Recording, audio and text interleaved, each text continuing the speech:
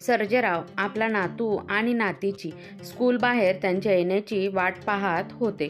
दुपारच्या कडक उन्हात सर्जेराव चप्पल विना जी शर्ट पॅन्ट त्यांना सुद्धा छिद्र पडले होते आणि तिथेच आपल्या मुलांना स्कूलमधून घेण्यासाठी त्यांचे आई वडील पोहोचले होते. सर्जेराव यांची अशी अवस्था पाहून तिथे सर्वजण एक दुसऱ्यांच्या कानामध्ये काहीतरी कुजबुजत होते. तेव्हा तिकडे उभी असलेली एक महिला कर्मचारी म्हणाली, "ओ बाबा, तुम्ही एवढ्या दुपारी आणि तेही विना चपलांनी पायाला फोड येतील तुमच्या." सर्जेराव पाणावलेल्या डोळ्यांनी म्हणाले, "बाळा, त्या दुःखाच्या आगीत मी एवढा चाललो आहे की एवढ्या कडक उन्हाचं काय हो घेऊन बसलीस? आता माझ्या या मातीसारख्या शरीराला तर काहीच फरक पडत नाही." महिला कर्मचारीला पण सगळं समजत होतं, परंतु ती पुढे जास्त काही बोलली नाही. तेवढ्यात सर्जेरावांची दोन्ही नातवंड श्रेया आणि हर्षद बाहेर आले. आजोबांना बघून त्यांनी आजोबांना मिठी मारली. सर्जेराव त्यांना घेऊन घरी जाऊ लागले. तेव्हा श्रेया आणि हर्षदने बघितलं की आपल्या आजोबांच्या पायात चप्पल नाही आहेत आणि त्यांच्या पायाला फोडसुद्धा आले आहेत. हे सगळं बघून दोन्ही मुलांच्या डोळ्यात अश्रू आले. तेव्हा हर्षद म्हणाला, "आज पण बाबांनी तुम्हाला चप्पल नाही आणून दिली का? किती वेळा सांगितलंय हे तुम्ही बाबांना, परंतु बाबा तुमची एकही गोष्ट ऐकत नाहीत." सर्जेराव म्हणाले, "बाळा, तुझे बाबा त्यांच्या कामात व्यस्त असतात, त्यामुळे त्यांना वेळ मिळत नाही." श्रेया आणि हर्षद यांना सगळं काही समजत होतं की आपल्या आजोबा खोटे बोलत आहेत. ते एवढे सुद्धा लहान नव्हते की त्यांना काही समजू शकत नव्हतं. हर्षद म्हणाला, "आजोबा, जेव्हा मी मोठा होईन ना, तेव्हा तुम्हाला एक मोठी कार खरेदी करून देईल. मग तुम्ही आम्हाला त्याच गाडीने घ्यायला या." सर्जेराव आपल्या नातवाचं म्हणणं ऐकून हसायला लागले. घरी पोहोचताच बघितलं तर सुनबाई जेवणाच्या टेबलावर मुलं येण्याची वाट पाहत होती. मुले येताच ती मुलांना म्हणाली, "हर्षद आणि श्रेया, लवकर या, हातपाय धुवून घ्या आणि जेवायला बसा." दोन्ही मुलांनी पटकन हातपाय धुतलं. जेवणाच्या टेबलावर येऊन बसले. सर्जेराव सुद्धा आपली एक प्लास्टिकची छोटी प्लेट घेऊन आले आणि तिथेच खाली जमिनीवर बसले. "हे काय आहे सासरे बुवा? जेव्हा पण आम्ही जेवायला बसतो तेव्हा तुमची प्लेट घेऊन येताच." "अगं सुनबाई, सकाळपासून मी काहीच खाल्लं नाही. आता तर दुपारचे 2 वाजले आहेत. आता तरी मला जेवण दे की." मीना रागातच म्हणाली, "हो का? मग ती सकाळी तुम्ही जे चहा प्यायला होता ते काय झालं? जा, पहिले ते माझ्या आईचे कपडे धुवून बाहेर वाळत घातलेले आहेत त्यांना काढून घेऊन या आणि इस्त्री करून घ्या." सर्जेराव म्हणाले, "सुनबाई, थोडी तरी दया दाखव माझ्यावर. आता या म्हातारपणी उपाशीपोटी काही काम होत नाही. 2 घास खाऊ दे, त्याच्यानंतर मी माझी राहिलेली कामं करेन." ती त्यांना रागातच म्हणाली, "तुम्हाला ऐकायला येत नाही का? जी पहिली बाकीची कामे राहिलेली आहेत ती पूर्ण करा." सर्जेराव गुपचूप तिथून उठून निघून गेले. तेव्हा हर्षद आणि श्रेयाच्या डोळ्यात अश्रू आले होते. बिचाऱ्या सर्जेरावांनी सर्व कामे पूर्ण केली आणि किचनमध्ये जाऊन पाहिले तर सर्व जेवण संपले होते. हे सर्व बघून त्यांचे डोळे पाण्याने भरले. हर्षद आणि श्रेयासुद्धा हॉलमध्ये बसून होमवर्क करत असताना हे सर्व पाहतच होते, परंतु बाजूलाच मीना बसली होती. त्यामुळे आता ते आपल्या आजोबांसाठी काहीच करू शकत नव्हते. बिचारे सर्जेराव आपल्या रूममध्ये जाऊन शांतपणे बसले. तेव्हा त्यांची नजर त्यांच्या चादरीखाली ठेवलेल्या 2 डब्यांवर गेली.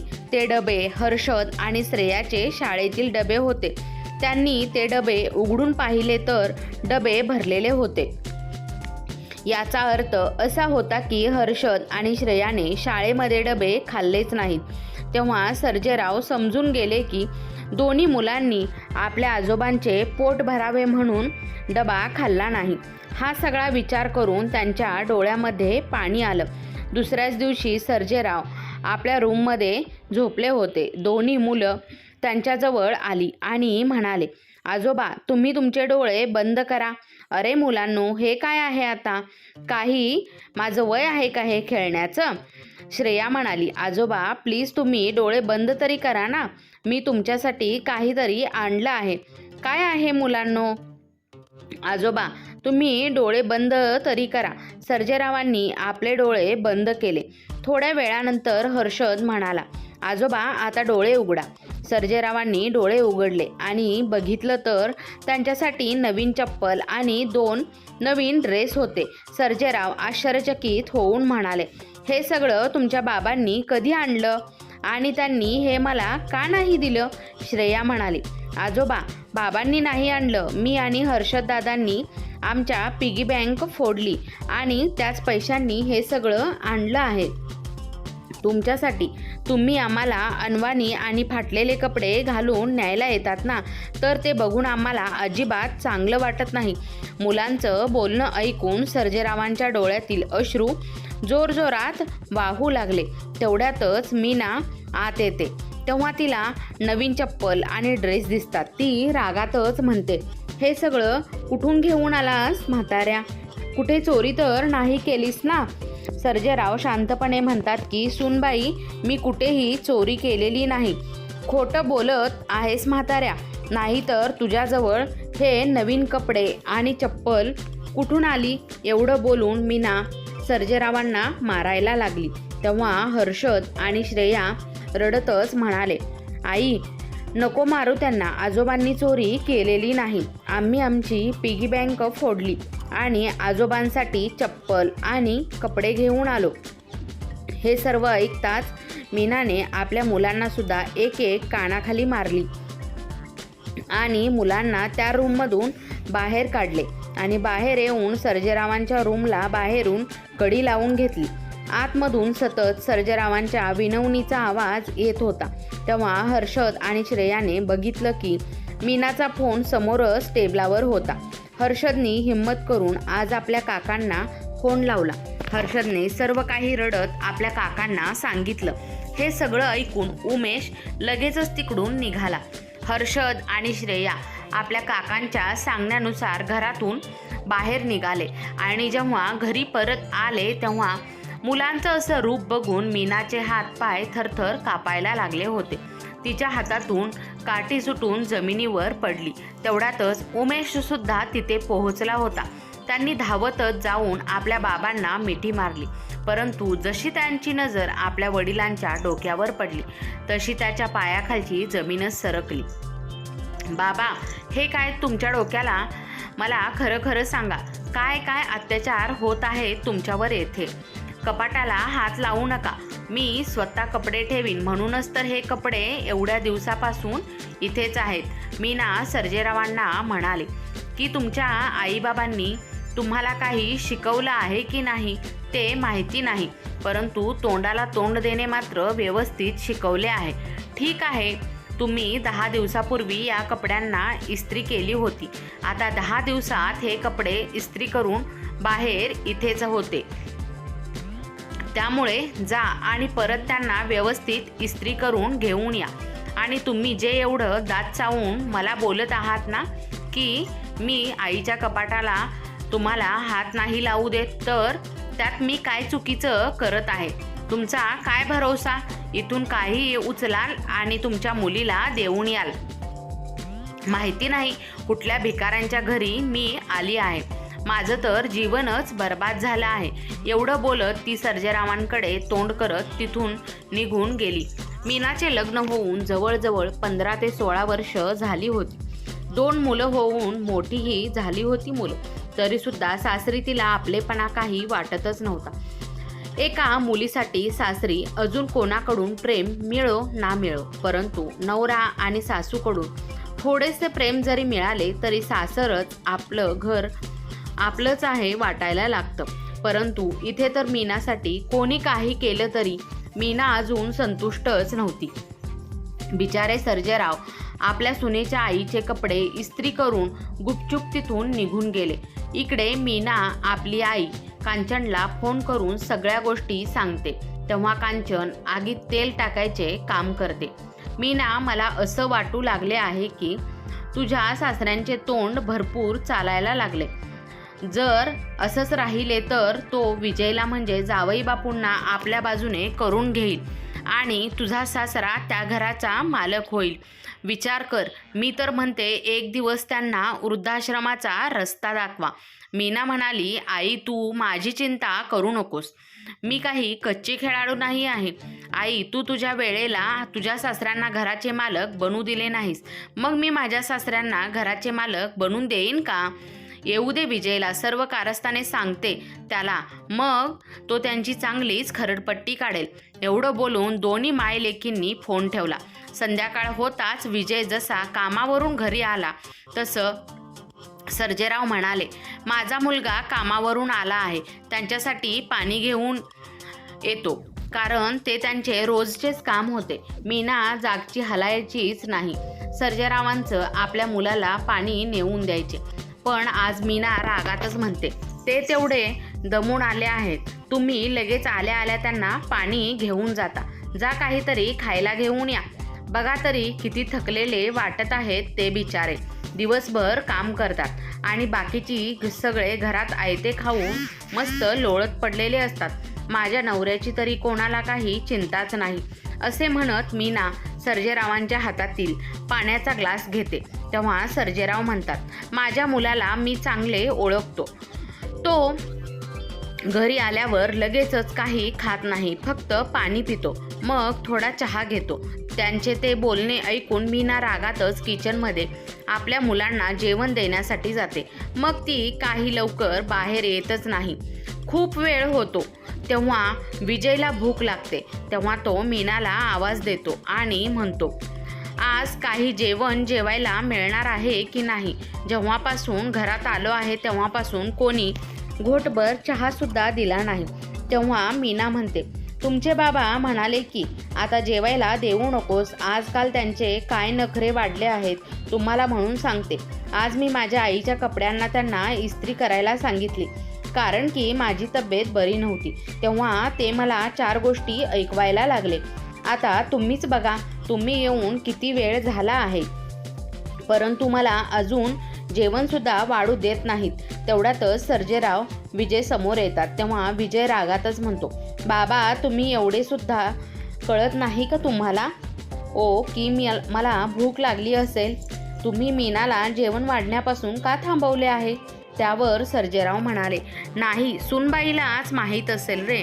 तेव्हा मीना म्हणते, बाबा विनाकारण माझे नाव का घेत आहात? मी कधीपासून बोलत आहे की विजय आले आहेत, त्यांच्यासाठी जेवण घेऊन येते.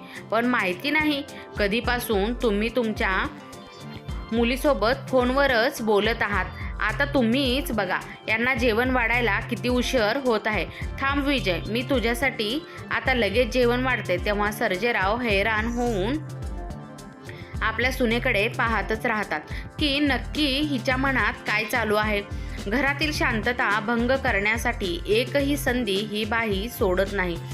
मीना पटकन किचनमध्ये जाते आणि सर्जेरावांच्या थाळीत काहीतरी करते आणि मग बापाला मुलाला जेवण आणून देते. सर्जेरावांनी जसा एक घास उचलून आपल्या तोंडामध्ये टाकला आणि म्हणाले, हे देवा, सुनबाई चुकीने मीठ जास्त पडले वाटतं. तेव्हा मीना रडण्याचे नाटक करत विजयला म्हणते, विजय जरा भाजी चाकून बघा. तुम्हाला सुद्धा असेच वाटते का? मी पूर्ण घरातील मीठ इथे या भाजीमध्ये टाकले आहे. बाबा, तुम्हाला जगाला काय सांगायचे आहे की तुमचा मुलगा मर्द असून सुद्धा आपल्या बायकोला आपल्या मुठीत ठेवू शकत नाही. किती वर्षापासून मी हे घर सांभाळत आहे. हे बघा, आता माझ्याकडून या घराची कामे होत नाहीत. विजयने जेवण चाकून पाहिले तर मीठ बरोबर होते. याचा अर्थ सर्जेरावांच्या ताटामध्ये मीनाने मुद्दाम जास्त मीठ टाकले होते, कारण विजयला राग यावा, आणि झालेही तसेच. रागातच विजयने पाण्याचा ग्लास भिंतीवर फेकून दिला. तो ग्लास भिंतीवर लागून सरळ सर्जेरावांच्या डोक्यावर आदळला. सर्जेरावांनी सून घरात येताच तिला सांगितले की हे सर्व तुमचेच आहे, हे सासर तुमचेच घर आहे. परंतु सर्जेरावांना त्यांच्या मुलाचा स्वभाव कसा आहे ते आत्ता समजत होते. थोडेसे काही कारण असले तरी तो लगेच रुद्ररूप धारण करतच होता आणि सूनबाई आगीमध्ये तेल ओतण्यासाठी काम करत होती. बिचारे सर्जेरावांचे रडून रडून डोळे सुजले होते. तेव्हा 10 वर्षाचा नातू हर्षद आपल्या आजोबांच्या डोळ्यातील अश्रू पुसत होता आणि आपल्या आजोबांच्या डोक्यावरून हात फिरवत होता, कारण त्याला माहीत होतं की आपल्या आजोबांच्या डोक्याला मार लागला आहे. परंतु आपल्या आजोबांच्या डोळ्यातील अश्रू थांबण्याचे नाव घेतच नव्हते. म्हणून त्या छोट्याशा हर्षदने आपल्या आजोबांचे डोके मांडीवर घेतले आणि त्यांना आधार देऊ लागला. सर्जेरावांना या गोष्टीचे जास्त वाईट वाटत नव्हते की त्यांचा मुलगा त्यांना काहीतरी म्हणाला. त्यांना तर या गोष्टीचे वाईट वाटले होते की आपला मुलगा सुनेचे ऐकून सर्वांसमोर आपल्या बापाचा अपमान करतोय आणि सूनबाई तिथे शांतपणे सासऱ्याचा होणारा अपमानाचा आनंद घेत होती. मग काय, सुनेला फक्त तिच्या आईला जो त्रास होत होता तो दिसत होता आणि आपल्या नवऱ्याच्या बापाला जो त्रास होत होता ती समजू शकली नव्हती का. तेव्हाच त्यांची छोटी नात सर्जेरावांजवळ आली आणि म्हणाली, आजोबा, तुम्ही बाबांचा त्रास का विनाकारण सहन का करता? तुम्ही निघून का जात नाही काका आणि काकींकडे? तेव्हा आपल्या डोळ्यातील अश्रू पुसत सर्जेराव म्हणाले, काय करू बाळांनो, तुम्ही दोन्ही घरे माझीच आहेत, पण या घरामध्ये तुझ्या आजीच्या आठवणी साठवून ठेवल्या आहेत. म्हणून मला माझा शेवटचा श्वास इथेच घेऊन कायमचे मुक्त व्हायचे आहे. बाळांनो, तुम्ही माझी काळजी करू नका, तुम्ही आपापल्या रूममध्ये जाऊन आराम करा. एवढं बोलून सर्जेराव अंथरुणावर तोंड पाडून आडवे झाले. तोपर्यंत हर्षद आपल्या आजोबांसाठी आपल्या रुमालातून काही बर्फाचे तुकडे घेऊन आला आणि आपल्या आजोबांच्या डोक्याला जिथे मार लागला होता त्या जागी हळुवारपणे बर्फाचा शेक देऊ लागला. दोन्ही मुले आपल्या आजोबांसाठी खूप दुःखी होती. मुलांना सर्व काही समजत होतं की त्यांच्या आई बाबा आपल्या आजोबांवर अत्याचार करत आहेत आणि आपली आई आगीमध्ये तेल ओतण्याचे काम अगदी व्यवस्थितपणे करत आहे. तेव्हा दोन्ही मुलांनी आपल्या आईला समजावण्याचा प्रयत्न केला, परंतु मीना आपल्या मुलांना म्हणाली की तुम्ही या गोष्टीमध्ये अजिबात पडू नका. मग दोन्ही मुले शांत होऊन आपल्या रूममध्ये जाऊन आपापसात गप्पा मारत बसले. तेव्हाच मीना सर्जेरावांच्या रूममध्ये आली आणि म्हणाली, पाहिलेत का, हे घर माझे आहे. या घरात माझ्या मनाविरुद्ध एक पानसुद्धा हलवू शकत नाही आणि तुम्ही मला शिकवायला जात होतात. तेव्हा सर्जेराव म्हणाले, सूनबाई, जर तुझ्या बाबांसमोर बरोबर तुझ्या वहिनीने असा व्यवहार केला असता तर तुला चालले असते का ग? तेव्हा मीना म्हणाली, याचे त्याचे सोडून द्या हो. तुमचे बघा, 2 सुना असून सुद्धा 2 घासांसाठी तुम्हाला तरसावे लागते. माझ्या घरी तर सर्व काही ठीक आहे. त्यावर सर्जेराव म्हणाले, हे बघ सूनबाई, आज तू सुनेच्या भूमिकेत आहेस, परंतु उद्या जेव्हा तू सासू बनशील आणि विजय कोणाचा तरी सासरा बनेल तेव्हा तुम्हा दोघांवर सुद्धा तुमची मुलं अशीच वागतील. म्हणूनच मी तुला हात जोडून विनंती करत आहे, आम्हा बापलेकाच्या नात्यामध्ये विनाकारण दुरावा आणण्याचा प्रयत्न करू नकोस आणि आगीमध्ये तेल ओतण्याचे जे तू काम करत आहेस ते चुकीचे काम करत आहेस. प्रत्येक मुलगी ही आपल्या सासरी आल्यानंतर तिथल्या चालीरीती परंपरा या स्वतः आत्मसात करते आणि त्याचप्रमाणे आपले जीवन जगते. परंतु इथे तू तर सर्व काही तुझ्या मनाचे करत आहेस. परंतु काहीही झाले तरी मी माझ्या नातवाला त्यांच्या आईबाबांसारखे होऊ देणार नाही. त्यावर मीना म्हणाली, मग काय करणार आहात तुम्ही? सूनबाई, माझा मुलगा माझ्या ताब्यात नाही आहे आणि तुमची मुले इतकीही लहान नाहीत की तुम्ही जे काही वागत आहात ते त्यांना समजतच नाही. मुले जे बघतात तेच आत्मसात करतात. म्हणून सांगतोय, असे नको व्हायला की उद्या जाऊन तुमची मुले तुमच्याबरोबर अशीच वागतील, असे म्हणत सर्जेरावांनी स्मित हास्य केले आणि शांत राहिले. दोन्ही मुले आपल्या आजोबांचे बोलणे ऐकत होते तेव्हा त्यांना खूपच दुःख झाले होते, परंतु आज त्यांच्या आईबाबांनी आजोबांसोबत जे काही केले होते त्यामुळे आपल्या आजोबांचे दुःख ती दोन्ही मुले पाहू शकत नव्हती. म्हणून त्यांनी गुपचूप आपल्या आईचा फोन घेतला आणि रूममध्ये येऊन आपल्या उमेश काकांना फोन लावला. हॅलो काका, आम्ही बोलत आहोत. आजोबांची तब्येत खूपच जास्त बिघडली आहे, म्हणून तुम्ही लवकरात लवकर येऊन त्यांना घेऊन जा. आम्ही जास्त काही बोलू शकत नाही, नाहीतर आई आमच्यावर रागवेल. एवढे बोलून मुले फोन ठेवून देतात. उमेश घाई गडबडीमध्ये तिथे पोहोचतो तेव्हा मीना त्याला सर्जेरावांना भेटू देत नव्हती आणि दरवाजापासून त्याला परत पाठवत होती. परंतु आपल्या मुलाचा आवाज ऐकून सर्जेराव धावतच आपल्या रूममधून बाहेर आले आणि आपल्या मुलाला पाहून जोरजोरात रडू लागले. आपल्या बाबांचा चेहरा पाहून उमेश खूपच हैराण झाला. काय झाले बाबा, तुमच्या चेहऱ्यावर हे कसले निशाण आहेत आणि तुमच्या डोक्याला काय लागले आहे? सर्वजण शांत होते. तेव्हाच हर्षद आणि श्रेया पोलिसांना घेऊन तिथे पोहोचले. तेव्हा हर्षदनेही आपल्या काकांना म्हणजे उमेशला आपल्या आईबाबांच्या कारस्थानाविषयी सर्व काही सांगितले. उमेशने सर्व गोष्टी ऐकल्यानंतर तो तर स्तब्धच झाला आणि आपल्या बाबांना म्हणाला, बाबा, या सर्व गोष्टी तुम्ही या अगोदर मला का नाही सांगितलात? तुम्हाला एवढे सहन करण्याची काय गरज होती? त्यावर सर्जेराव म्हणाले, कसे सांगणार बाळा, जेव्हा तुझ्या आईचा शेवटचा श्वास चालू होता तेव्हा तिने माझ्याकडून शब्द घेतला आहे की तुम्हाला थोडे सहन करावे लागेल तरी चालेल, परंतु आपल्या दोन्ही मुलांच्या संसारात कोणताही अडथळा येईल असे वागू नका. आपल्या दोन्ही सुना म्हणजे आपल्या दोन्ही मुलीच आहेत. त्यांच्यासाठी ही घरं वेगळी नाहीत, तरी त्या त्यांचीच आहेत. तेव्हा उमेश म्हणाला, बाबा, आई काही चुकीची बोलली नाही, परंतु तुम्ही तरी किती सहन करणार? तुम्हाला सुद्धा जीव आहेच की. प्रत्येक गोष्ट सहन करण्यासाठी एक मर्यादा असते. आईच्या सांगण्याचा अर्थ हा अजिबात नव्हता की तुम्ही अपमान सहन करत मारहाण सहन करावी. सर्व गुण्यागोविंदाने आनंदित राहावे एवढेच आईचे म्हणणे होते. जेव्हा एखादी गोष्ट स्वतःवर येते तेव्हा गरीब गायसुद्धा कासरा तोडून समोरच्याचा चिरफाड करते. आता तुम्हीच बघा मी या लोकांचे काय हाल करतो. उमेश आपल्या दादाकडे आणि वहिनीकडे पाहत बोलत होता. इन्स्पेक्टर साहेब, हे पहा, या दोघांनी माझ्या बाबांवर किती अत्याचार केले आहेत.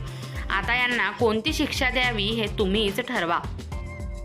सर्जेरावांची अवस्था पाहून पोलिसांना सुद्धा दया आली होती. चला बाबा, तुमचे सामान घेऊन माझ्या घरी चला. यांना काय वाटते की या जगात तुमचा फक्त एकच मुलगा आहे का? मी तुम्हाला कधीपासून सांगत होतो की तुम्ही आमच्याबरोबर राहा, परंतु या घराचा मोह तुम्हाला सुटतच नव्हता. आज सर्जेरावांना त्यांच्या मुलाने या तुरुंगासारख्या घरातून सोडवले होते. आता ते मुक्तपणे संचार करण्यासाठी तयार होते. सर्जेरावांनी कठोर निर्णय घेतला की आपल्या मुला आणि सुनेच्या विरोधात तक्रार दाखल केली. त्याच मुलाच्या दोन्ही मुलांनी म्हणजे सर्जेरावांच्या नातीने आणि नातवाने आपला जबाब नोंदवला. तेव्हा मीना आणि विजयची पोलिसांनी चांगलीच धुलाई केली.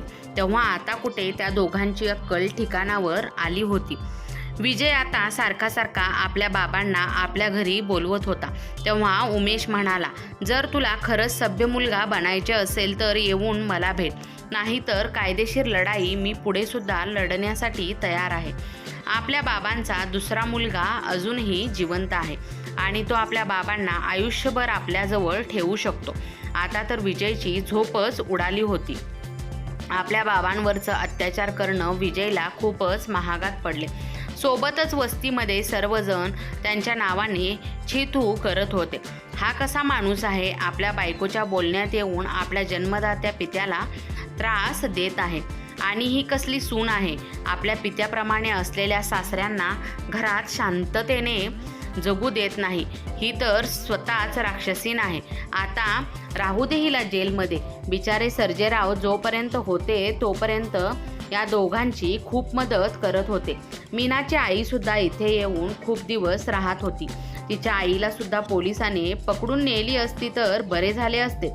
वस्तीतील लोकांचे हे बोलणे ऐकून मीनाला आपल्या आईची सुद्धा चिंता वाटू लागली होती. कारण जे माझे सासरे माझ्या नवऱ्याला आणि मला पोलिसांचा प्रसाद खाऊ घालू शकतात ते माझ्या आईला सुद्धा पोलिसांच्या हवाली करू शकतातच. तिच्या आईला आता घरी जेवण द्यायला सुद्धा कोणीही नव्हते. मीना आपल्या नवऱ्याला विजयला म्हणाली की मला आता घरातील कामे होत नाहीत, त्यामुळे तुम्ही माझ्यासाठी जेवणसुद्धा बनवत चला, नाहीतर मी माझ्या आईच्या घरी निघून जाईन, कारण माझ्या आईच्या सोबत सुद्धा कोणीही नाही. तेव्हा विजयने जोरदार कानशिलात मीनाला मारली आणि म्हणाला, जेव्हा माझे बाबा होते तेव्हा त्यांच्याकडूनच तू घरातील सर्व कामे करून घेत होतीस आणि तुझ्या आईला इथे ठेवून तिच्याकडून जेवण बनवून घेत होतीस. यामध्ये तुझे काम कुठे येत होते? मीच मूर्ख होतो. तुझ्या आणि तुझ्या आईच्या बोलण्यातून माझ्या घराची वाट लावली आहे. तू मला चांगला नवरा नाही तर एखाद्या जनावरासारखे माझे जीवन करून ठेवले आहेस. आता विचार कर, आपल्या मुलांच्या नजरेत आपली काय किंमत राहिली असेल. आता काही केल्या विजयचा राग शांतच होत नव्हता. मीना काही बोलण्याच्या आतच विजय म्हणाला, आता गुपचूप स्वतःचे सामान पॅक कर आणि तुझ्या माहेरी निघून जा. आता मी माझ्या बाबांसोबत माझ्या मुलांसोबत घेऊन इथेच राहणार आहे. मला तुझं या घरात काळे तोंड पाहायचेच नाही. मीनाच्या सामानासहित विजय मीनाला बस स्टॉपवर सोडून आला आणि आपल्या भावाच्या घरी जाऊन सर्जेरावांसमोर हात जोडून त्यांची माफी मागू लागला. तेव्हा सर्जेराव म्हणाले, माणसाचे एकदा का तोंड भाजले ना की ताकही तो फुंकून पितो. त्यामुळे तू मला एका कागदावर लिहून दे की तू आणि सुनबाई माझा कधीही अपमान करणार नाहीस, आणि जर का असे झाले तर तुझे आणि माझे नाते पूर्णपणे संपुष्टात येईल. मला माहिती आहे की सर्व चुकी सुनबाईचीच होती, परंतु तू काय लहान आहेस का? तुला तुझ्या बापाचे दुःख दिसत नाही का? आणि तुझी हिंमत कशी झाली की सुनबाईला घरातून बाहेर काढायची? चुकी फक्त तिचीच नव्हती, तुझी सुद्धा होती. विजयची दोन्ही मुले सुद्धा आपल्या आजोबांच्या बाजूने होती. विजयला आता आपल्या चुकीची जाणीव झाली होती, म्हणून त्याने कागदावर स्पष्टपणे लिहून दिले. त्याने कागदावर हे सुद्धा लिहून दिले की माझी सर्व संपत्ती आणि पैसे मी आता माझ्या बाबांच्या आणि मुलांच्या नावावर करत आहे, आणि जर मी कधीही माझ्या मुलांसोबत किंवा माझ्या बाबांसोबत चुकीचा व्यवहार केला तर त्याची मला शिक्षा मिळेल, ती मंजूर असेल. तेव्हा उमेश सर्जेरावांना म्हणाला, बाबा, अजूनही तुम्हाला मी सांगतो की हे घर तुमचेच आहे. तुमचे मन करेल तोपर्यंत तुम्ही इथे राहू शकता. त्या घरात जाण्याची काहीच गरज नाही. तेव्हा सर्जेराव म्हणाले, बाळा, प्रत्येकाला संधी मिळायला हवी. आजपर्यंत हा सुनबाईच्या सांगण्यावरून वागत होता. त्याने स्वतःचे कधीच ऐकले नाही किंवा स्वतःच्या मनाने काहीच केलं नाही. आता याच्याबरोबर जाऊन पाहतो की याच्यामध्ये किती बदल झाला आहे आणि हा माझ्याबरोबर कसा वागत आहे. जर एखादा दरोडेखोर संताच्या संगतीत राहून सज्जन होऊ शकतो तर माझा मुलगा माझ्यासोबत राहून माणूस नाही बनू शकत का? तू तर माझा चांगला मुलगा आहेस. फक्त आपल्याला याला चांगले बनवायची जबाबदारी उचलायची आहे. जेव्हा हा चांगला बनेल तेव्हा मी शांतपणे माझे डोळे बंद करू शकतो. सर्जेरावांच्या सांगण्यावरून विजय मीनाला तिच्या माहेरवरून आपल्या घरी घेऊन आला. मीना आपल्या सासरच्या घरी आल्यानंतर तिला आपल्या चुकीची जाणीव झाली होती. तिने लगेचच सर्जेरावांसमोर लोटांगण घालून त्यांची माफी मागितली. तेव्हा सर्जेराव म्हणाले, सुनबाई, जर तुझ्या आईने आगीत तेल ओतण्याचे काम केले नसते तर कदाचित आपले हे 15 वर्षे सुद्धा चांगल्या प्रकारे गेले असते. परंतु काही हरकत नाही, शेवट चांगला तर सर्व काही चांगले. विजयने पुन्हा आता सर्वांची माफी मागितली होती आणि आपल्या बायकोला तो सन्मानपूर्वक वागणूक देऊ लागला होता. त्या दिवसापासून आजपर्यंत विजयने कोणावरही हात उचलला नाही. त्याचा राग शांत होऊ लागला आणि सर्वांसोबत त्याचे वागणे चांगलेच बदलले होते. मुलांना सुद्धा आपल्या बापाकडून प्रेम मिळू लागले. ती सुद्धा खूप खुश होती. मीनाची आई आता पुन्हा तिच्या लेकीच्या घरी यायची इच्छा आहे, परंतु विजयने आता स्पष्टपणे सांगितले, त्यांना इकडे येण्याची मनाई केली होती. विजयने सांगितले होते, जर तुम्हाला तुमच्या मुलीला भेटायचे असेल तर तुमची मुलगी तिकडे येऊन तुम्हाला भेटेल, परंतु तुम्हाला इकडे येण्याची काहीच गरज नाही. तेव्हा सर्जेराव म्हणाले, आपली आता इथे डाळ शिजणार नाही. ती मीनाला भेटायला घरी येत होती, परंतु ती घराच्या बाहेरच भेटून आपल्या घरी निघून जात होती. कारण म्हणतात ना, जसे आपले कर्म असतात ना, तसेच आपल्याला फळही मिळते. कारण मीनाच्या आईने जसे कर्म केले होते त्याचे फळ तिला मिळालेच होते. मीनाच्या आईची आपल्या जावयासमोर, नाती नातवांसमोर नजर मिळवण्याची हिंमत होत नव्हती. कारण तिला समजून चुकले होते की चुकी आपलीच होती. खरं तर असं असतं की चुकी आपली आहे हे माणसाला अगोदरच माहीत असते, परंतु दुसऱ्याला त्रास देताना आपल्याला आनंद वाटतो. परंतु दिवस फिरल्यानंतर जेव्हा आपल्याला त्रास होतो तेव्हाच माणसाला आपल्या वाईट करण्याची जाणीव होते. म्हणूनच कधीच कोणाला मदत केली नाही तरी चालेल, परंतु त्रास देण्याचा कधीही प्रयत्न करू नका.